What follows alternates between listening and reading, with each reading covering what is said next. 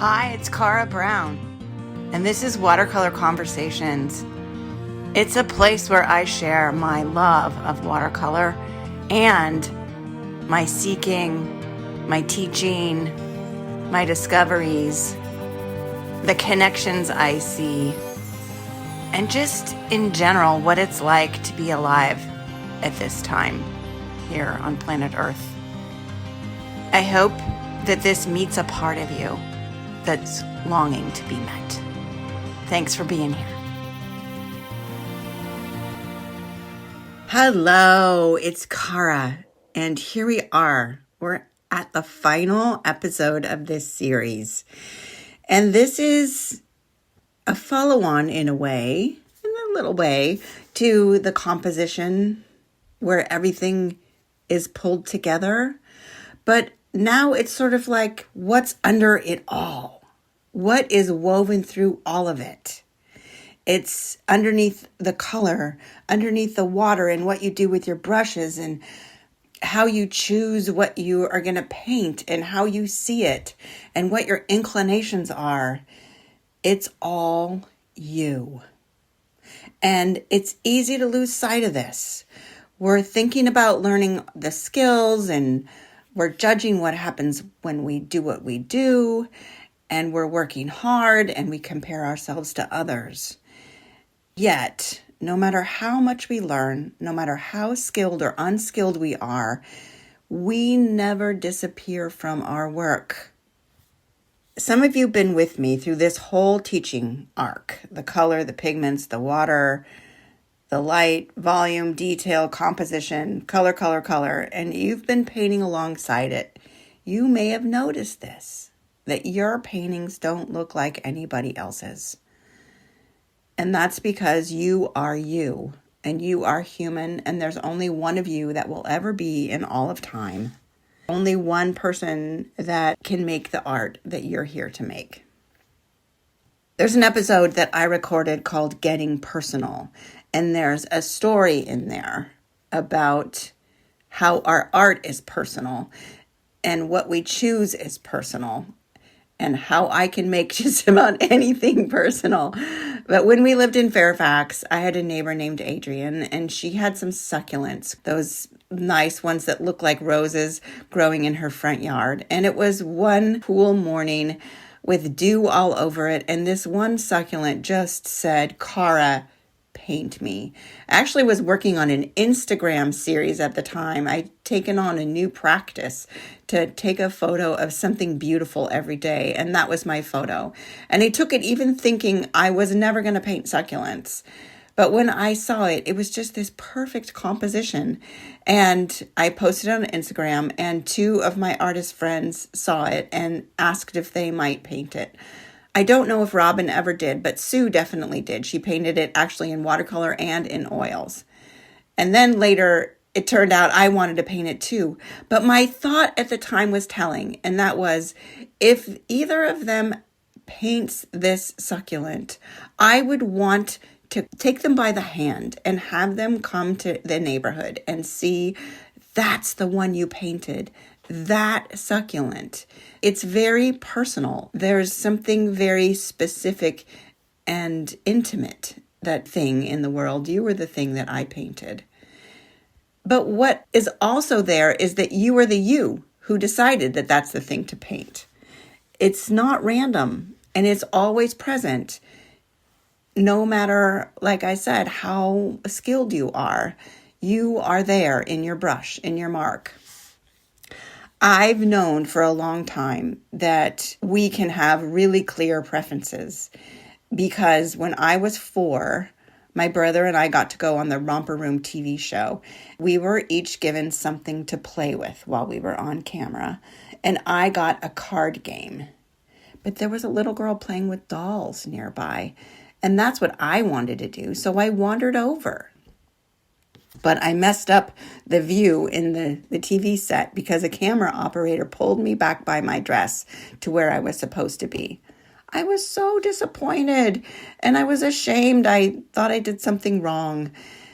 But what that memory brings me to, and what it's always brought me to, is that we know what we love. When we're innocent and 4 years old, our little instrument already knows, I wanted to play with the dolls. So this is why I get all itchy scratchy when I think about leading watercolor workshops where everybody paints the same image that I have chosen. When somebody comes into one of my groups and doesn't know what they want to paint, I start asking questions. We get out their phone. We look and see what they have been interested in, what they have been drawn to snap a photo of. We get curious. Because I don't think that we consciously choose what we love. I think that what we love chooses us. And in my own work, I can see that all over. Moments in time where I'm out in the world and what I'm laying my eyes on sends me a message somehow that says, I'm a painting. It happened with the eclairs in a fancy food shop in Paris.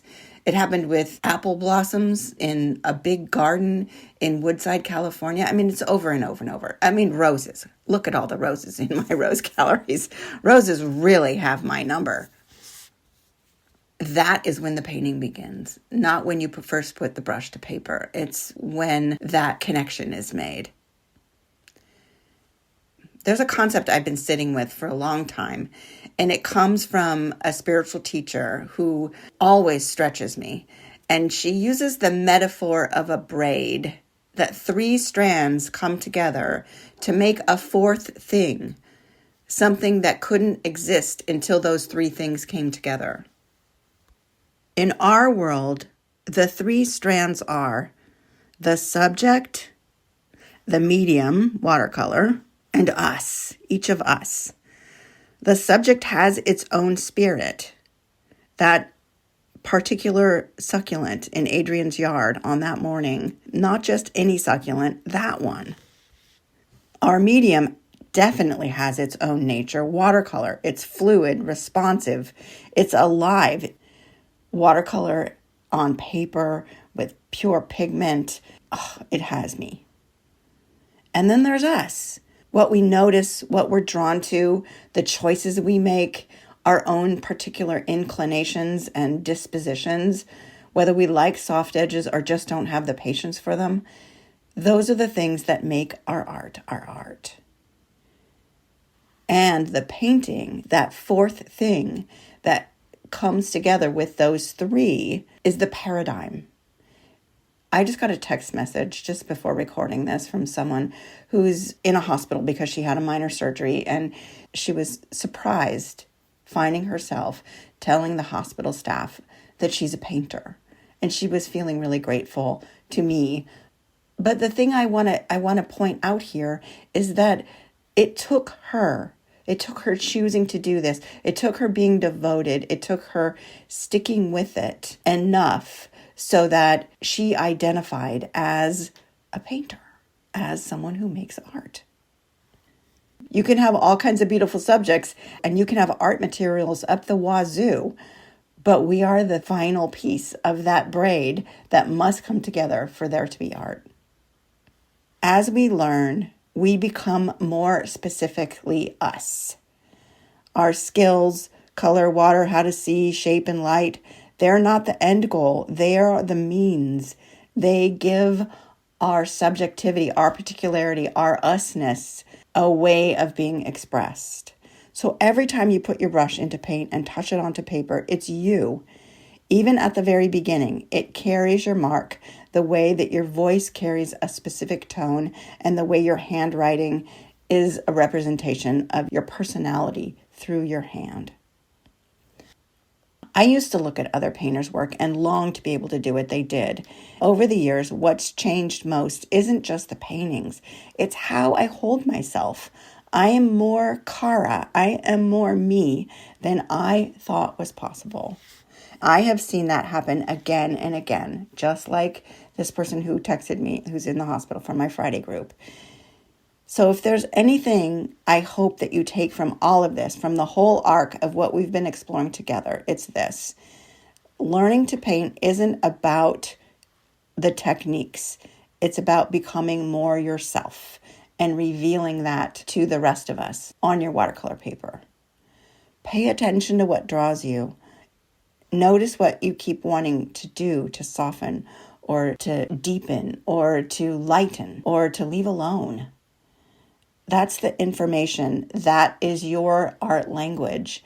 That's you showing up in your work. You are changed by revealing yourself in this way, and you bless the rest of us with this view into you. Every painting is a conversation. You show up, the paint does what it does, and something gets revealed along the way. That's the braid, and you're always one of the strands.